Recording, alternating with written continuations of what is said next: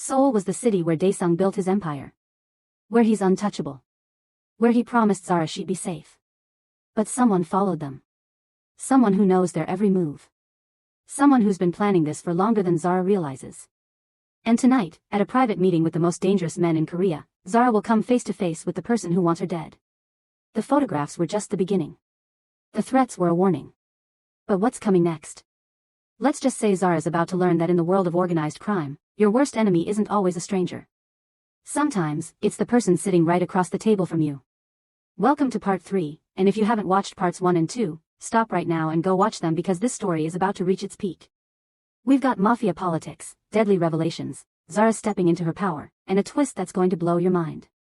Before we jump in, smash that like button, subscribe if you haven't already, and drop a comment with your theory about who's threatening Zara. Let's get into it. The dinner that evening was intimate, only 12 people seated around a long table in Daesung's dining room. Zara had dressed carefully with Ji-Hai's help, choosing a modern hanbok-inspired dress in deep burgundy. Traditional enough to show respect, modern enough to assert her own identity. Her hair was swept up, the sapphire ring prominent on her finger. "You look like a queen," Daesung murmured when she emerged. He wore all black, traditional Korean elements mixed with modern tailoring, and looked devastating. "I feel like I'm about to walk into a lion's den." "You are. But you're the lion's wife. They'll respect that or answer to me." He offered his arm. "Ready?" "No. But let's do it anyway." The dining room was elegant, traditional Korean aesthetics with low table and cushions, but modified for Western-style seating.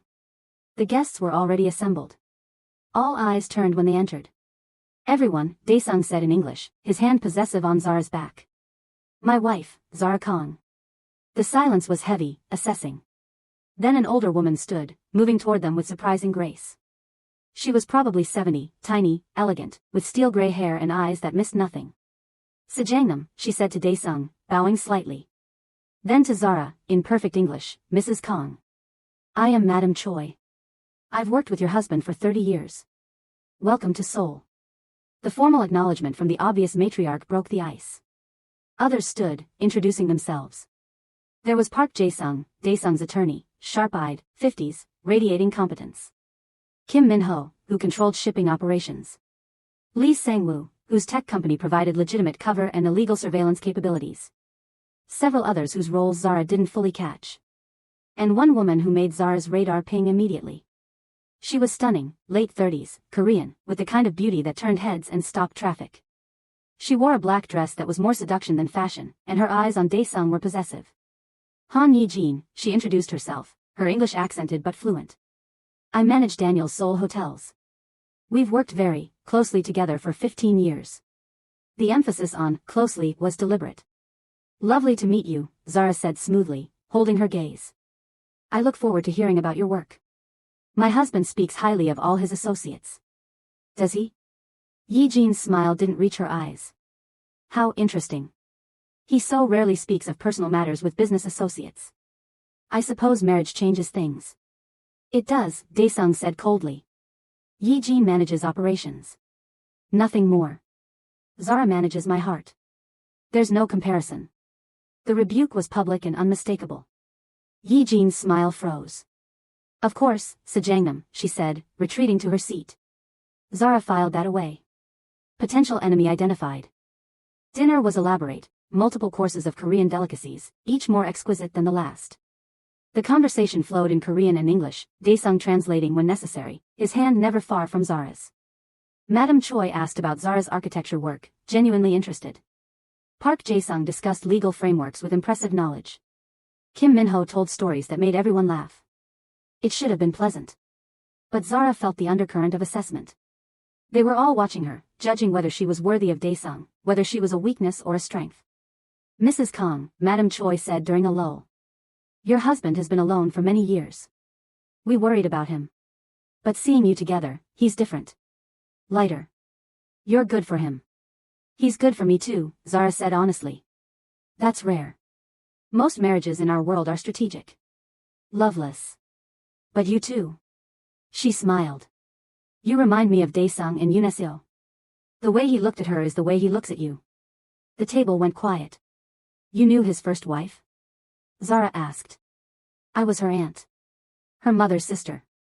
Madame Choi's expression was sad. Such a tragedy. But I'm glad Daesung found love again.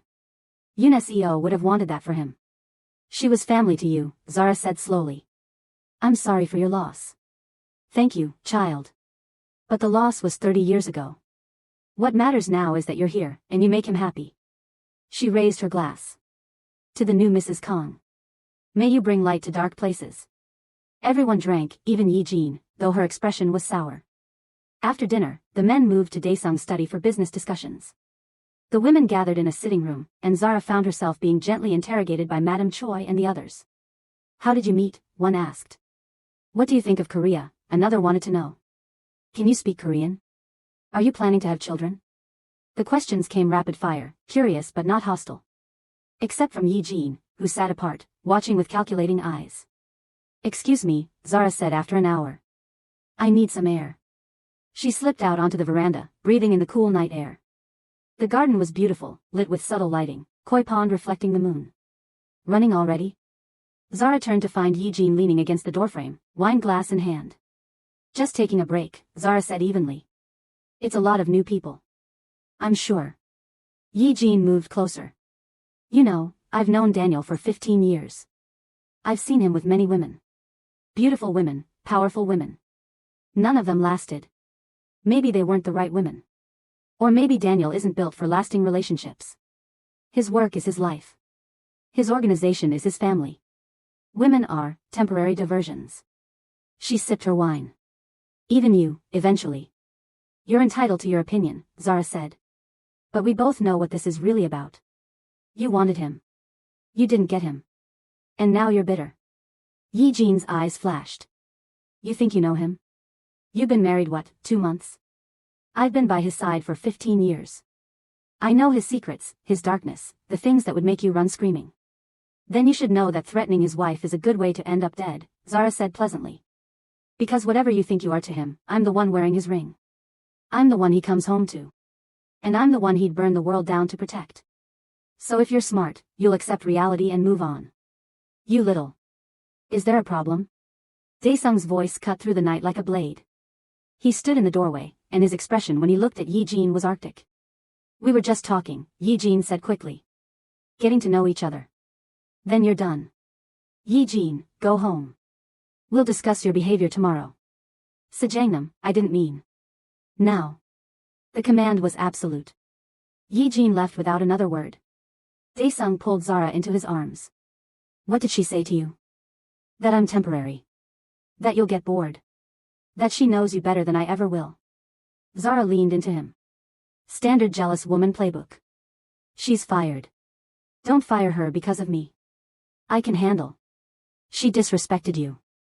In my house. That's unforgivable. His jaw was tight. And for the record, she knows nothing. She's efficient at managing hotels. That's the extent of our relationship. There's never been anything romantic or sexual between us, despite her attempts. I believe you. And she did. But Daniel, if you fire every woman who's jealous of me, you'll run out of employees. Then I'll hire men. I don't care. You're more important than any of them. He cupped her face. I love you.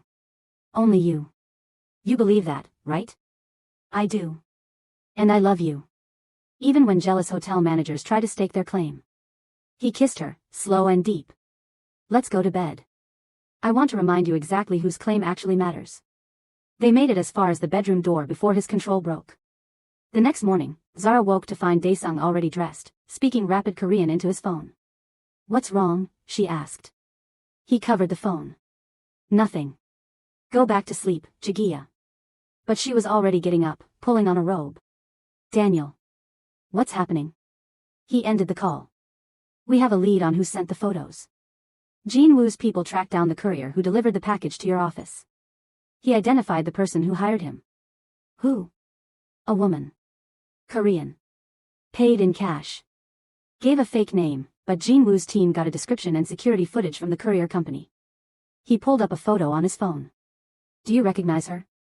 Zara looked at the grainy image. That's Minji. Yunesio's sister. Yes. Which means she's not just here to warn you. She's actively threatening you. His expression was deadly. I'm going to find her. And we're going to have a conversation about boundaries. I'm coming with you. Absolutely not. If she's working with someone, then you need me there. She came to me once already. If you show up alone, she'll know you're onto her and run. But if I'm there, she might think she has another chance to scare me off. Zara grabbed his hand. Use me as bait. No. Daniel, I can do this. You've trained me. Jean Wu's trained me. I'm not helpless. I know you're not. That's not the point. Then what is? You promised me partnership. You promised I could help when we found who's threatening us. Were those empty words? He stared at her for a long moment. Then, you stay behind me at all times. Jean Wu and 4 men surround you. At the first sign of danger, you do exactly what they tell you. Non-negotiable. Deal. They found Minji at a luxury hotel in Gangnam. Jean Wu's contacts had tracked her credit cards, and she'd been staying there for 3 days. Zara and Daesung entered the lobby with Jean Wu and his team, a small army in expensive suits. Minji was having breakfast in the hotel restaurant, elegant as before, but when she saw them approaching, her face went pale. Daniel, she said, standing. What a surprise. Is it? He pulled out a chair, gesturing for Zara to sit. Then he settled beside her, every inch the dangerous man he was.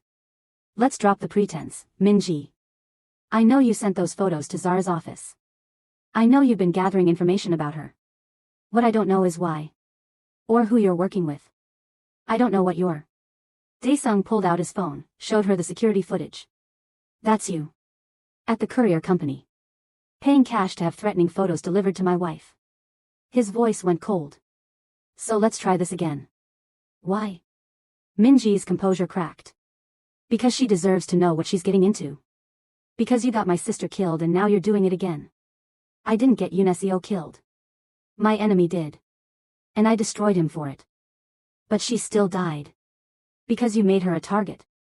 Minji's eyes filled with tears. And now you're doing the same thing to her. Parading her around, making her visible, painting a bullseye on her back. I'm trying to save her life. By threatening it? Zara interjected. Those photos, that note, she'll die like the first one, you think that's saving me? I thought if you understood the danger, you'd leave. You'd be smart enough to run. Then you don't know me at all, Zara said. I don't run. I fight. Then you'll die, Minji said flatly. Just like my sister. Who are you working with? Daesung demanded. Someone's feeding you information, helping you track Zara. Who? Minji hesitated, fear crossing her face. Tell me now, or I'll have Jean Wu extract the information less pleasantly, Daesung said. They'll kill me if I talk. I'll kill you if you don't. Choose. The restaurant had gone quiet. Other diners had noticed the tension, the security team, the dangerous energy radiating from their table. He said he just wanted to scare her, Minji whispered. Make her leave voluntarily. That no one had to get hurt. Who? Your brother. Gregory Kong. The silence was deafening. Then Daesung laughed, cold and harsh. Of course. Of course it's Gregory. He couldn't stand that I came back, that I have everything he wanted, that I married the woman his son threw away. He stood. Where is he? I don't know. He contacted me through intermediaries. Offered me money to scare Zara, to make her doubt you, to drive a wedge between you. Minji was crying now. I took it because I thought I was saving her life. Because I couldn't save my sister. Zara felt something like pity. This woman had spent 30 years mourning her sister, blaming Daesung, and now Gregory had weaponized that grief. Gregory's in Seoul, Jean Wu said, phone to his ear. My contacts just confirmed. He arrived yesterday. Staying at the Shilla Hotel. Perfect. Daesung's smile was terrifying. Minji, you're going to stay here with 2 of Jean Wu's men.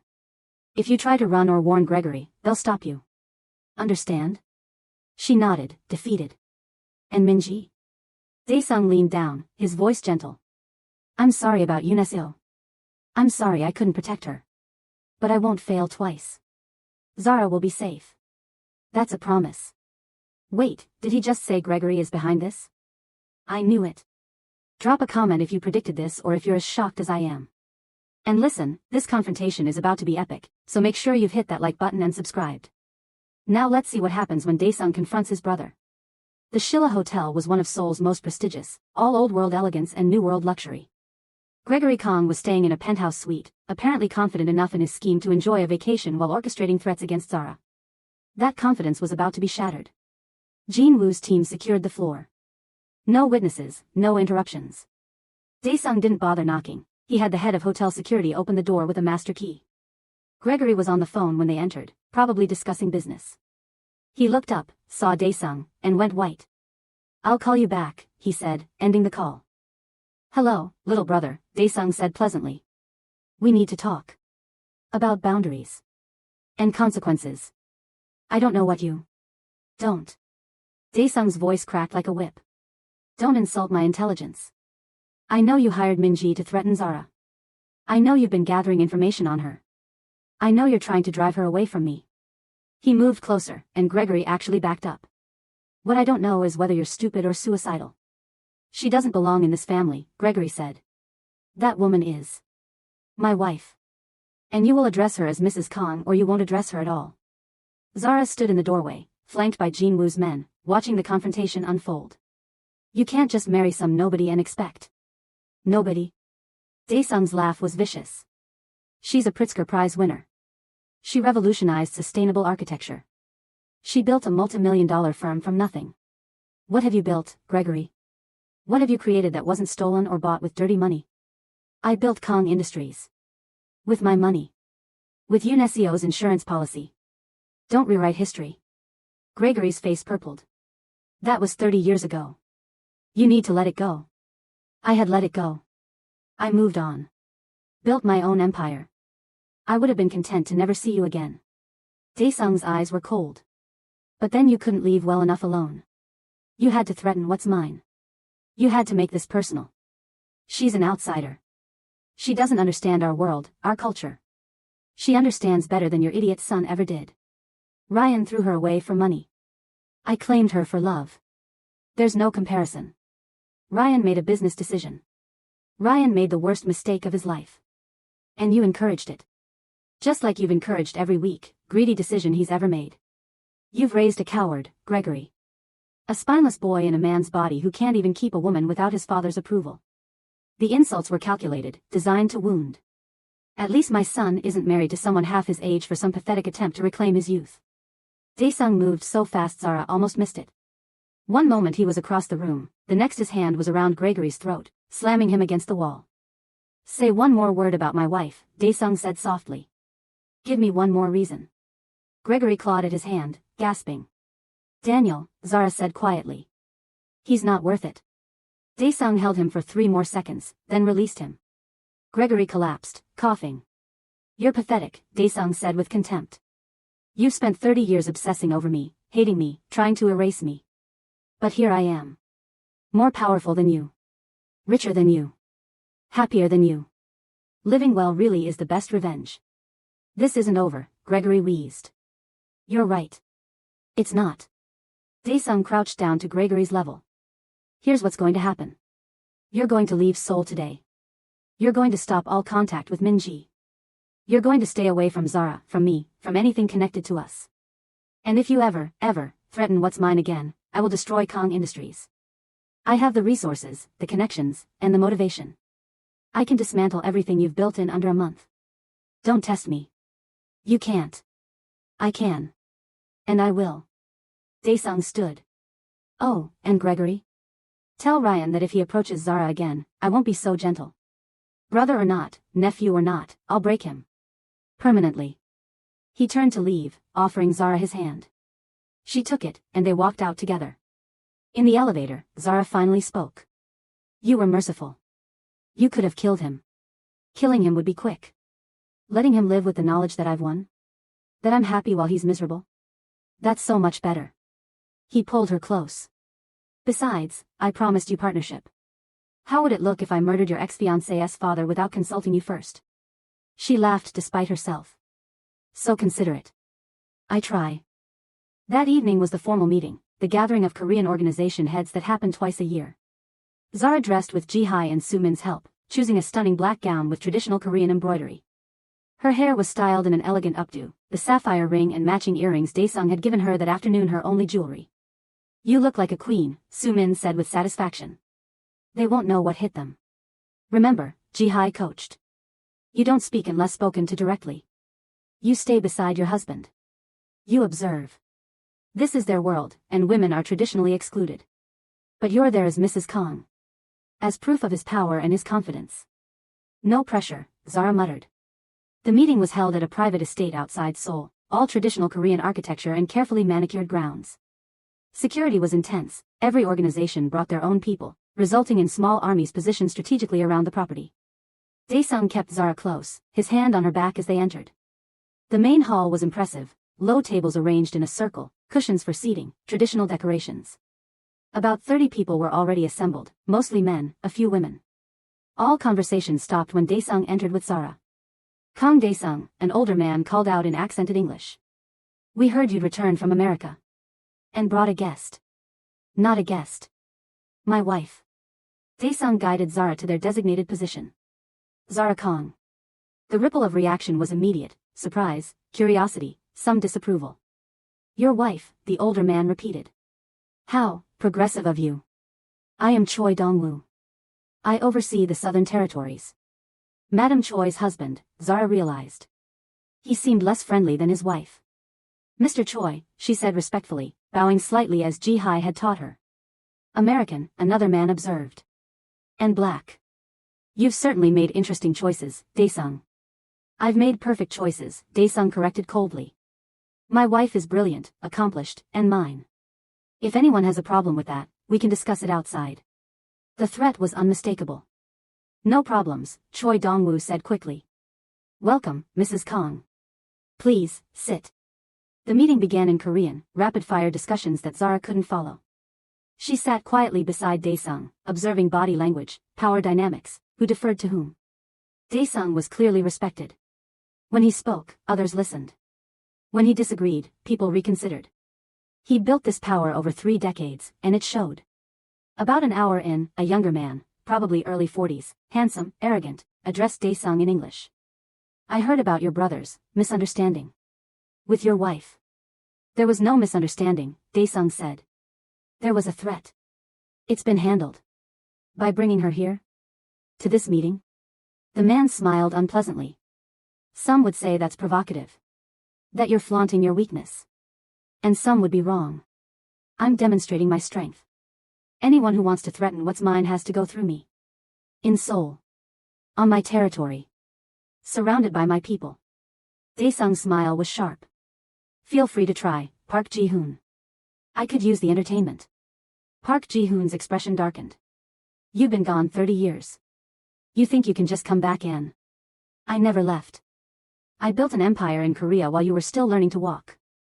I have more power, more connections, and more resources than you'll ever have. So yes, I can come back. I can bring my wife. I can do whatever I want. And there's nothing you can do about it. The tension in the room was thick. Then Madam Choi spoke up in English. My husband and I approve of the match. Mrs. Kang is lovely and clearly makes Dae-sung happy. That's all that matters. Her endorsement shifted the energy. Others murmured agreement. Park Ji-hoon scowled but said nothing more. The meeting continued, switching back to Korean. Zara relaxed slightly, glad the direct scrutiny was over. But she noticed Park Ji-hoon watching her throughout the evening. Not with attraction. With calculation. She filed that away too. During a break, Zara stepped outside for air. Jin-woo and 2 men followed discreetly. The garden was beautiful, traditional Korean landscaping with careful attention to balance and harmony. Mrs. Kang. She turned to find Park Ji-hoon approaching, alone. Jin-woo tensed, but Zara held up a hand. Mr. Park. Enjoying the evening? Not particularly. These meetings are tedious. He lit a cigarette. You're very composed for someone so out of her depth. Am I out of my depth? Aren't you? American, civilian, no understanding of our culture or our world. He exhaled smoke. You're a liability to Dae-sung, whether he admits it or not. That's his decision to make, not yours. True. But I wonder, how long will you last? This world is dangerous, Mrs. Kang. People die. Wives especially. They're such easy targets. The threat was barely veiled. Are you threatening me, Mr. Park? Zara asked calmly, aware of Jinwoo moving closer. I'm educating you. There's a difference. He dropped his cigarette, crushed it under his heel. Daesung is powerful, yes. But he's not invincible. And neither are you. Is there a problem? Daesung's voice cut through the night. He appeared from the shadows, and his expression was murder. Park Ji-hoon smiled. No problem. Just welcoming your wife to Seoul. Explaining how things work here. She knows how things work. She's my wife. That means she's untouchable. That means threatening her is threatening me. That means you just made a very serious mistake. I didn't threaten. You told her wives are easy targets. That people die. That she won't last. Daesung moved closer, and Park actually backed up. Did you think I wouldn't hear? That my security wouldn't report every word? You're either stupid or you want war. Which is it? I was just. Shut up. Daesung's voice was ice. Here's what's going to happen. You're going to apologize to my wife. Then you're going to leave this meeting. And tomorrow, you're going to meet with me to discuss reparations for your disrespect. If you refuse any of these things, we'll resolve this the old way. Right now. In front of everyone. The old way clearly meant violence. Park Ji-hoon looked at Zara, hatred in his eyes. I apologize, Mrs. Kong. My words were inappropriate. Accepted, Zara said, though her heart was pounding. Park left without another word. Are you okay? Daesung asked immediately, hands on her shoulders, checking her over like she might be injured. I'm fine. He just tried to scare me. He succeeded in pissing me off. Daesung pulled her close. I'm sorry. I should have warned you that some of them would test you. Try to find weakness. Did I handle it okay? You handled it perfectly. Calm, composed, didn't show fear. I'm proud of you. He kissed her forehead. But I'm still going to make him regret it. What are reparations? Compensation. Money, territory, business concessions. He insulted you, which means he insulted me. In our world, that requires payment. His jaw was tight. Or blood. His choice. The meeting concluded an hour later. Alliances had been reaffirmed, disputes settled, agreements made. Daesung had solidified his position, demonstrated his power, and made it clear that Zara was under his protection.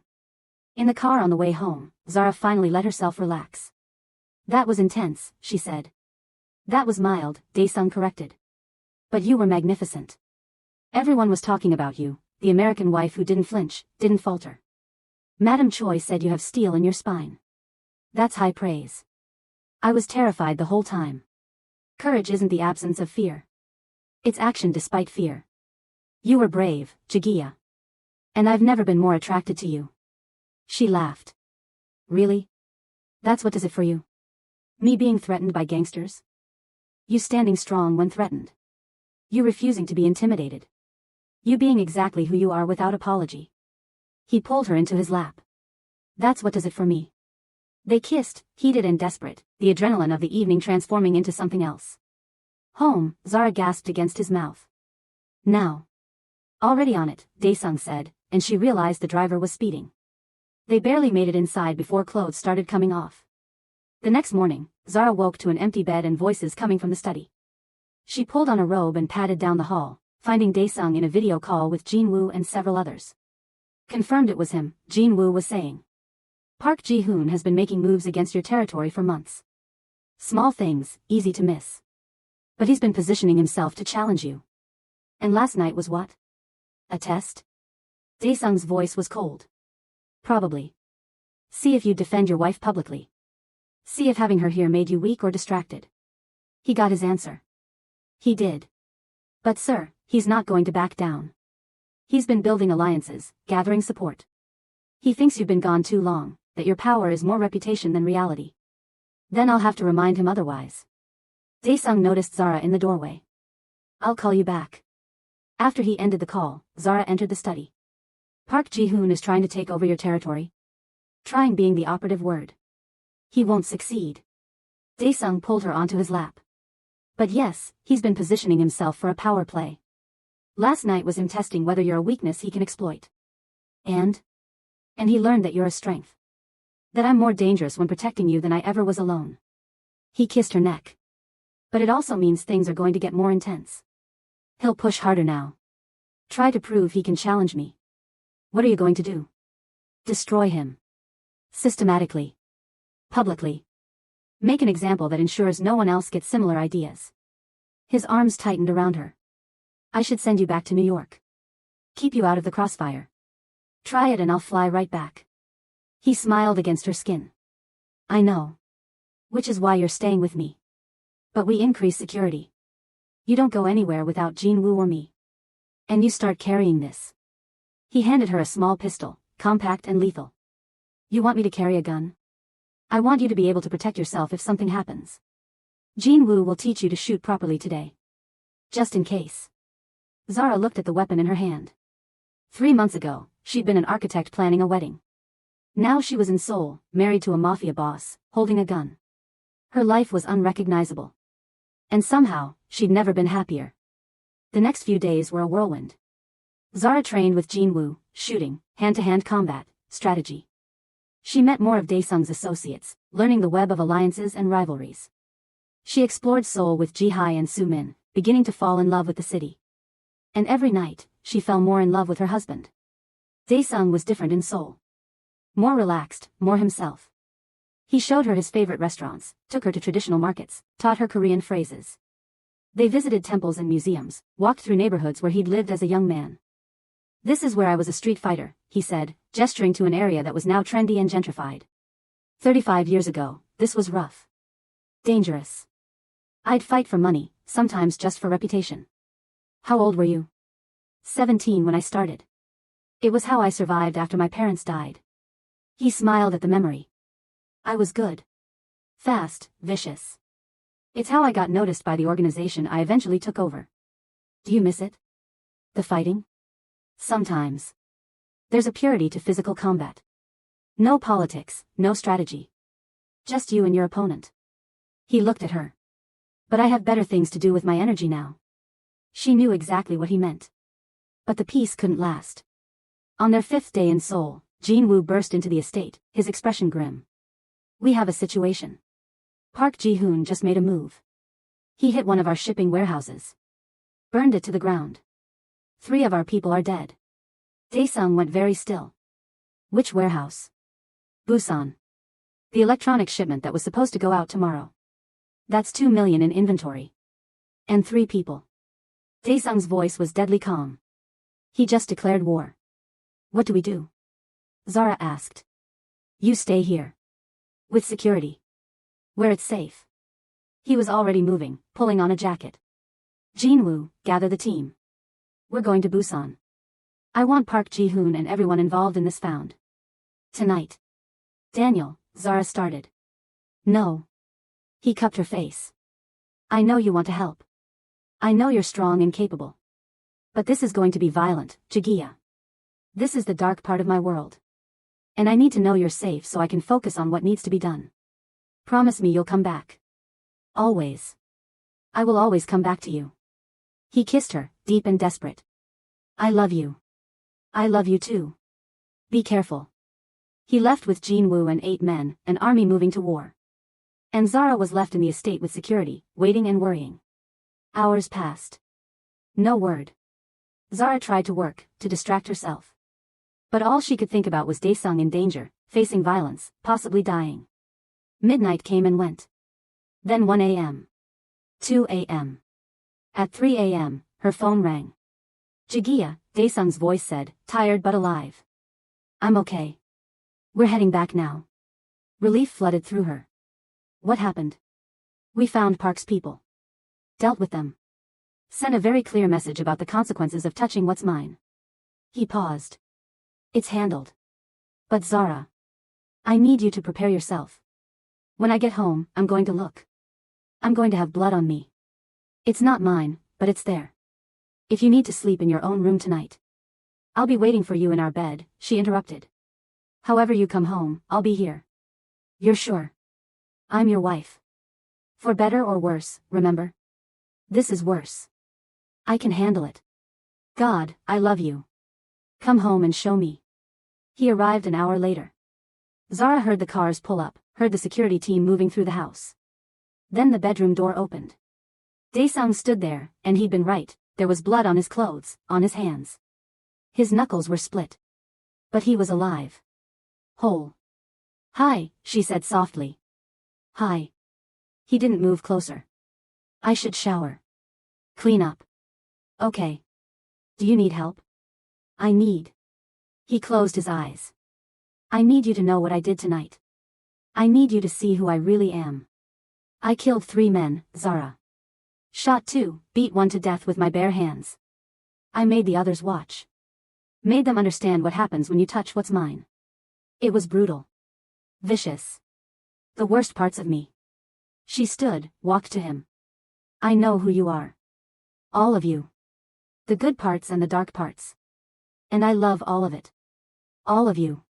You don't understand. I understand perfectly. You protected your people. You defended your territory. You made sure everyone knows that attacking you comes with consequences." She took his bloodied hands in hers.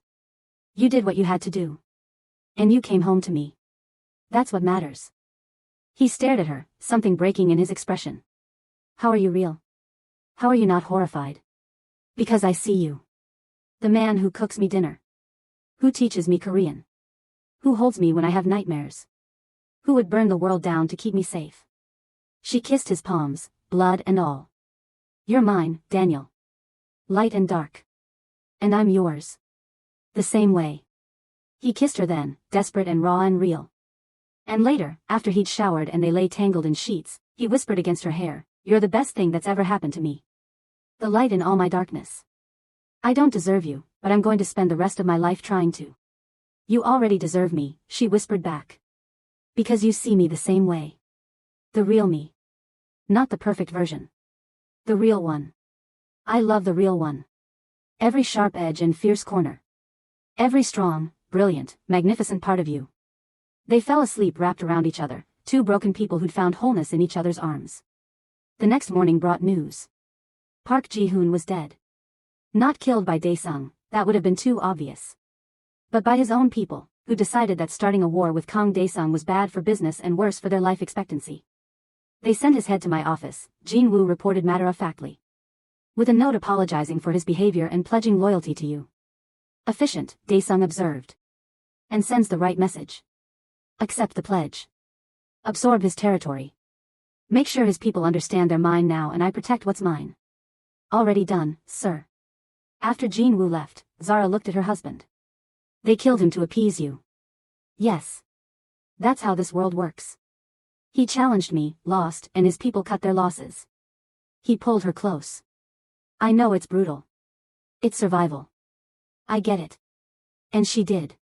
"So what now?" "Now we go home. Back to New York. Back to your work and our life. The threats are eliminated. Gregory's neutralized. Park's dead. We're safe. For now." "For now," he agreed. "But Jagia? I'm going to make sure we have 1,000 for nows. 1,000 moments of peace and happiness. Because you deserve that. We deserve that. Take me home, Daniel. Our real home." "With pleasure, Mrs. Kang." "Okay, I need everyone to tell me their thoughts in the comments because that was insane." Zara is officially a mafia wife, Dae-sung eliminated all his enemies, and they're going back to New York as the most powerful couple in 3 countries. But don't think this story is over, we still have so much to explore. What happens when they get back to New York? How does Ryan react? What about Zara's business? And most importantly, what happens when Zara finds out she's pregnant? That's right, part 4 is coming and it's going to be everything. If you love this story, please hit that like button. Let's get to 5,000 subscribers. Subscribe and turn on notifications because part 4 is dropping soon and you do not want to miss it. Comment below, do you think Zara and Dae-sung will get their happy ending, or is there more danger coming? What do you want to see happen next? And should I write a bonus episode about their wedding vow renewal? Let me know. Thank you so much for all the love and support on this series. Your comments, likes, and shares mean everything. I'll see you in the next story.